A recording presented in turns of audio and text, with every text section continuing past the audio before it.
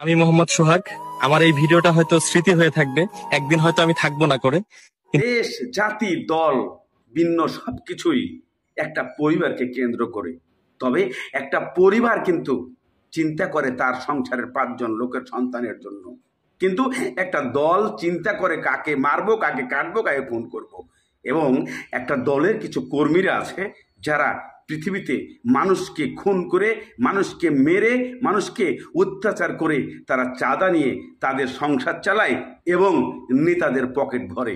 এটাই বাস্তবতা, এটাই আমাদের দেশের সবচেয়ে বড় মূল কারণ, মূল সমস্যা। আমি মোহাম্মদ সোহাগ। আমার এই ভিডিওটা হয়তো স্মৃতি হয়ে থাকবে, একদিন হয়তো আমি থাকবো না করে, কিন্তু অনেকদিন বেঁচে থাকার খুব ইচ্ছা আমার। দুটো সন্তান হয়েছে, তাদের অনেক ভালো কিছু বানাবো, এটাই আমার ইচ্ছা। তাদের মানুষের মতো মানুষ বানাবো। কে শুনবে এই সোহাগের ছেলে এবং মেয়ের চিৎকার? যে চিৎকার মানুষের বুকটা কেঁপে ওঠে, যে চিৎকার মানুষের হৃদয়টা স্তব্ধ হয়ে যায়, যে তারা এত অল্প বয়সে নিজের চোখের সামনে দেখেছেন বাবাকে চাঁদার জন্য কিভাবে মেরে ফেলেছে। পারবেন আপনারা সহ্য করতে?